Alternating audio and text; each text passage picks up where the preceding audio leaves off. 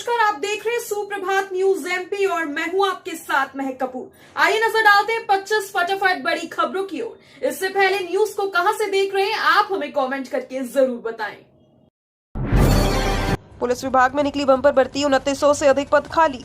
विभाग में नौकरी की इच्छा रखने वाले युवाओं के लिए सुनहरा मौका सामने आया। Central recruitment board of Meghalaya ने sub inspector, constable, driver, fireman समेत मेघालय पुलिस विभाग में कई पदों के लिए भर्ती निकाली। आवेदन प्रक्रिया शुरू हो चुकी है। इच्छुक उम्मीदवार 31 मई 2024 तक आवेदन कर सकते हैं। पदों की संख्या कुल 2968 है। विभिन्न पदों के लिए योग्यता अलग अलग निर्धारित की गई है। Armed branch constable, battalion constable, MPRO, GD constable, driver और हैंडमैन के लिए 1494 पद खाली हैं। शताब्दी और वंदे भारत एक्सप्रेस में यात्रियों को निःशुल्क मिलेगी पानी की बोतल। शताब्दी एक्सप्रेस और वंदे भारत एक्सप्रेस जैसी प्रीमियम ट्रेनों में अब यात्रियों को 1 लीटर निःशुल्क रेल नीर की बोतल की जगह पर 500 मिलीलीटर की पानी की बोतल दी जाएगी। अभी तक इन ट्रेनों में यात्रियों को 1 लीटर पानी की बोतल दी जाती थी, लेकिन अब व्यवस्था में बदलाव किया जा रहा है। हालांकि यात्रियों के पास विकल्प रहेगा कि यदि उनकी 500 मिलीलीटर की पानी की बोतल खत्म हो जाती है तो वे ट्रेन में मौजूद केटरिंग स्टाफ से 500 मिलीलीटर की अतिरिक्त बोतल निःशुल्क ले सकते हैं। लोकसभा चुनाव के कारण रिजल्ट प्रभावित, अब इस दिन परिणाम जारी करने की तैयारी। लोकसभा चुनाव की जगह देवियालय विश्वविद्यालय की परीक्षाओं के बाद अब परिणाम की प्रभावित हो गए हैं। 30 अप्रैल को जारी होने वाले स्नातक अंतिम वर्ष के रिजल्ट अब तक तैयार नहीं हुए। अब विश्वविद्यालय प्रशासन ने डेडलाइन आगे बढ़ा दी है। अधिकारी और कर्मचारियों के निर्वाचन कार्यों में ड्यूटी लगाने से विश्वविद्यालय प्रशासन ने 15 मई के बाद 3 BBA के रिजल्ट घोषित किए जाएंगे। अधिकारियों के मुताबिक उत्तर पुस्तिकाओं का मूल्यांकन नहीं हुआ। बैतूल के 4 केंद्रों पर 10 मई को दोबारा होगा मतदान। बैतूल लोकसभा सीट की मुल्ताई विधानसभा में 4 मतदान केंद्रों पर 10 मई को पुनर्मतदान होगा। मतदान सुबह 7 बजे से 6 बजे के बीच होगा। इसमें पोलिंग स्टेशन 275, 276, 279, 280 पर दोबारा मतदान होगा। बता दें 7 मई को बैतूल में मतदान के बाद EVM समेत मतदान सामग्री लेकर पोलिंग टीम बस से जिला मुख्यालय आ रही थी। बस में आग लग गई, जिसमें 4 EVM जल गई। इन मशीनों को सील कर दिया गया। इस घटना की रिपोर्ट बैतूल कलेक्टर ने मुख्य निर्वाचन पदाधिकारी अनुपम राजन को भेजी। भोजशाला के शिलालेखों को पढ़ने का कार्य शुरू, खुदाई जारी। ऐतिहासिक भोजशाला में ज्ञानवापी की तर्ज पर भारतीय पुरातत्व सर्वेक्षण के सर्वे में 48वें दिन बुधवार को विशेषज्ञों द्वारा शिलालेख पढ़ने का काम शुरू किया गया। शिलालेखों की अनुवाद कराया जा रहा है। सर्वे टीम का फोकस भोजशाला के भीतरी व बाहरी परिसर पर रहा। यंग कुंड के पास मिट्टी हटाने का काम में तेजी आ गई है। बता दें कि गत दिवस टीम ने केमिकल ट्रीटमेंट के स्तंभ व दीवार की क्लीनिंग की थी। अब लिपि विशेषज्ञ दीवार की लिखावट का अध्ययन कर रहे हैं। चित्रकला, छायाचित्र और कहानियों से मिलेगा पुरातत्व का ज्ञान।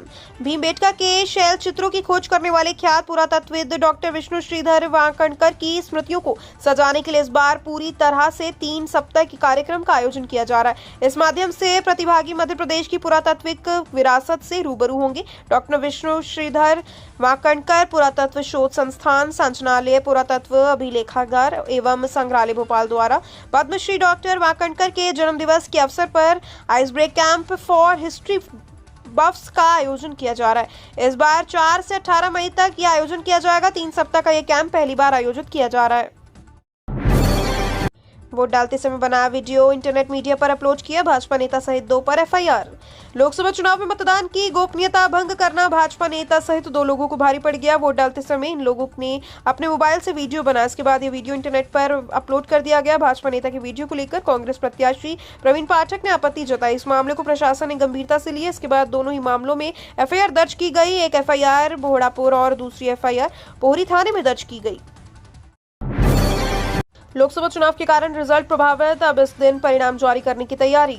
लोकसभा चुनाव की वजह से देवियालय विश्वविद्यालय की परीक्षाओं के बाद अब परिणाम भी प्रभावित हो गए हैं। 30 अप्रैल को जारी होने वाले स्नातक अंतिम वर्ष के रिजल्ट अब तक तैयार नहीं हुए। अब विश्वविद्यालय प्रशासन ने डेडलाइन आगे बढ़ा दी है। अधिकारी और कर्मचारियों के निर्वाचन कार्यों में ड्यूटी लगने से विश्वविद्यालय प्रशासन ने अब 15 मई बाद 3 BBA के रिजल्ट घोषित किए जाएंगे। अधिकारियों के मुताबिक उत्तर पुस्तिकाओं का मूल्यांकन नहीं हुआ। हिरदाराम नगर स्टेशन पर पार्किंग की समस्या जल्द होगी खत्म। संत हिरदाराम नगर रेलवे स्टेशन पर पार्किंग की समस्या जल्द ही हल हो जाएगी। स्टेशन पर मल्टी पार्किंग निर्माण का काम शुरू हो गया है। अमृत भारत स्टेशन योजना के तहत स्टेशन को पुनर्विकसित किया जा रहा है। रेल प्रशासन ने पिछले दिनों स्टेशन के विकास का लेआउट प्लान जारी किया, लेकिन इसमें मल्टी पार्किंग का निर्माण शामिल नहीं था। अब इसका निर्माण भी बाहरी क्षेत्र में किया जा रहा है। स्टेशन पर पार्किंग की समस्या बहुत पुरानी है, खासतौर पर कार एवं अन्य 4 पहिया वाहनों के लिए ये पर्याप्त पार्किंग नहीं होने से लोग परेशान होते हैं। जल्द ही समस्या पूरी तरह से समाप्त हो जाएगी। हाजियों का हज यात्रा से पहले मेडिकल चेकअप, वैक्सीनेशन पर दिलवाई गई मतदान की शपथ। मध्य प्रदेश के खंडवा जिले में बुधवार को जिला हज कमेटी के द्वारा साल 2024 में हज पर जाने वाले हाजियों के लिए मेडिकल कैंप का आयोजन किया गया, जिसमें जिले भर के हाजियों ने शिरकत की। हाजियों का मेडिकल चेकअप कर उनका वैक्सीनेशन भी कराया गया। इस पर हाजियों समेत सभी लोगों के लोकसभा चुनाव में मतदान करने की अपील की गई। साथ ही खंडवा एसडीएम और शहर काजी ने मतदान करने की शपथ भी दिलवाई। खंडवा नगर के इमलीपुरा क्षेत्र स्थित कुरैशी जमात की कम्युनिटी हॉल में जिला हज कमेटी की जानिब से जिले भर से हज यात्रा पर जाने वाले हाजियों के लिए बुधवार दोपहर मेडिकल कैंप लगाया गया। 5 साल में 4 गुना बढ़ा विदेश जाकर ग्रेजुएट करने वाले छात्रों का आंकड़ा। बेहतर जीवन स्तर और आकर्षक सैलरी पैकेज की बढ़ती चाह के चलते बड़ी संख्या में भारतीय छात्र विदेश जा रहे हैं। 12वीं के बाद दूसरे देशों में ग्रेजुएट करने वाले छात्रों का यह आंकड़ा भोपाल में पिछले 5 वर्षों में 4 गुना हो गया है। अब्रॉड एजुकेशन के इस बदलते ट्रेंड से पहले अधिकतर छात्र सिर्फ पोस्ट ग्रेजुएशन के लिए विदेश जाते थे, लेकिन अब स्कूल एजुकेशन पूरी होने के बाद से तुरंत बेहतर भविष्य की संभावनाओं के लिए विकसित देशों का रुख किया जा रहा है। विदेशी दल ने देखी लोकसभा चुनाव की प्रक्रिया, बोले महात्मा गांधी के देश में जिंदा है लोकतंत्र। प्रदेश के दौरे पर आए फिलीपींस और श्रीलंका के दल ने लोकसभा चुनाव की प्रक्रिया देखने के बाद भारत निर्वाचन आयोग की कार्यप्रणाली की सराहना की। दल ने शांतिपूर्ण मतदान कराने को बड़ी उपलब्धि बताया। कहा कि महात्मा गांधी के देश में लोगों के दिलों में लोकतंत्र जिंदा है। यहाँ दल 5 मई को प्रदेश के दौरे पर आया था। चुनाव प्रक्रिया का अवलोकन करने के बाद दल के सदस्य ने बुधवार को भोपाल में मुख्य निर्वाचन पदाधिकारी अनुपम राजन से भेंट की। जबलपुर से रायपुर के लिए सेमी हाई स्पीड ट्रेन चलाने की तैयारी। रेलवे ने लंबी और कम दूरी की ट्रेनों के संचालन, गति और गंतव्य स्टेशन की समीक्षा के बीच संकेत दिए हैं कि जबलपुर से रायपुर के बीच जल्द ही सेमी हाई स्पीड ट्रेन चलाई जा सकती है। जयपुर में रेलवे टाइम टेबल कमेटी की बैठक में इस पर सहमति बन गई है। पश्चिम मध्य रेलवे ने अपने तीनों मंडल जबलपुर, भोपाल और कोटा से कम दूरी की ट्रेनों की मांग, उनके संचालन पर मंथन किया। खासतौर पर उन रूट पर जहां सभी मंडल के मुख्य रेलवे स्टेशन से सीधी ट्रेन नहीं है। इस दौरान जबलपुर रेल मंडल ने जबलपुर से रायपुर, प्रयागराज, उज्जैन आदि स्टेशन पर सीधी ट्रेन चलाने का प्रस्ताव अमल करने की तैयारी हो रही है। बैतूल सीट के 4 पोलिंग बूथ पर फिर से होगी वोटिंग। मध्य प्रदेश के बैतूल के 4 पोलिंग बूथ पर फिर से वोट डाले जाएंगे। 10 मई को यहां वोटिंग होगी। पोलिंग बूथ की बस में आग लगने से ईवीएम जल गई थी। इसके बाद फिर से वोटिंग कराने का निर्णय लिया गया। जिला निर्वाचन अधिकारी के मुताबिक बैतूल लोकसभा सीट के 4 पोलिंग बूथ पर 10 मई को वोटिंग होगी। बता दें कि मंगलवार को 6 केंद्रों पर हुई थी मतगणना, जिसमें 4 केंद्रों की मशीन बस में जलकर राख हो गई। वहीं इसके बाद जिला निर्वाचन ने चुनाव आयोग से मार्गदर्शन मांगा। 10 मई के मतदान के लिए पार्टियां आज रवाना होंगी। महाकाल की नगरी उज्जैन में शिप्रा नदी मैली, नदी के शुद्धिकरण में अरबों रुपए बहा। मध्य प्रदेश की धर्मधानी उज्जैन में प्रवाहित मां शिप्रा की महिमा पुराण गाते हैं। यहाँ वही सरिता है जिनके अमृत गिरा था। यही मोक्षदायिनी का तट हर 12 वर्षों में सिंहस्थ का साक्षी बना है। इसी में स्नान करने के लिए अपार आस्था लालायत की रहती है। मान्यता है कि मां शिप्रा अपने भक्तों को मोक्ष प्रदान करती है। शिप्रा का महात्म्य साधु संत बताते हैं। इसके साथ ही मगर इन दिनों उज्जैन के सियासत में मोक्षदायिनी का नाम लगातार गूंज रहा है। कारण है लगातार मैली और सिकुड़ती जा रही शिप्रा। ग्रामीणों ने लिया मतदान बहिष्कार का निर्णय। कई वर्षों से पूरी नहीं हो रही सड़क और पुलिया की मांग।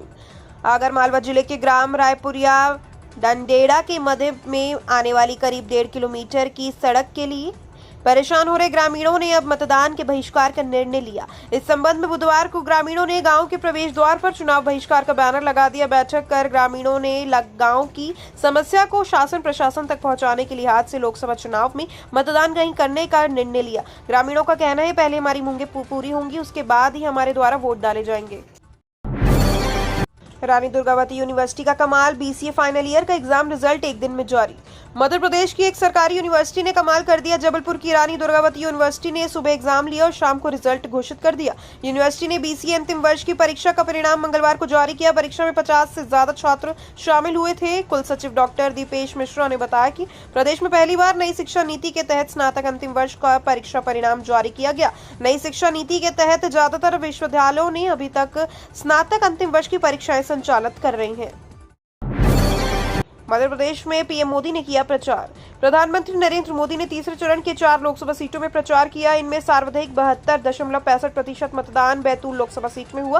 वह जिन विधानसभा क्षेत्रों के लिए अधिकतम मतदान 68% तक पहुंच गया है। केंद्रीय गृह मंत्री अमित शाह ने खिलचीपुर और अशोकनगर में प्रचार किया। दोनों जगह मतदान प्रतिशत क्रमशः 75.39 और 71.95 रहा। विधानसभा की बात करें तो खिलचीपुर में 76.77 और अशोकनगर में 73.86% निर्वाचकों में मताधिकार का उपयोग किया गया। शिक्षक भर्ती चयन प्रक्रिया पर हाईकोर्ट का अहम फैसला। एमपी हाईकोर्ट ने उच्च माध्यमिक शिक्षक भर्ती की चयन प्रक्रिया पर अहम आदेश जारी कर दिया। जबलपुर हाईकोर्ट ने इस मामले में बड़ी मोहलत दे दी। चयन प्रक्रिया की वस्तुस्थिति प्रस्तुत करने के लिए हाईकोर्ट ने एमपी के जनजातीय व स्कूल शिक्षा विभाग को 15 दिन की मोहलत दे दी है। इस संबंध में प्रदेश के जनजातीय विभाग और स्कूल शिक्षा विभाग को निर्देश जारी कर दिए गए हैं। इस संबंध में दायर की गई याचिका पर कोर्ट ने यह फैसला सुनाया। जबलपुर हाईकोर्ट ने उच्च माध्यमिक शिक्षक भर्ती 2018 की चयन प्रक्रिया की वस्तुस्थिति प्रस्तुत करने के लिए कहा। उम्मीदवारों के लिए आखिरी मौका, रजिस्ट्रेशन जारी। 14 मई से पहले करें अप्लाई, जून में एग्जाम।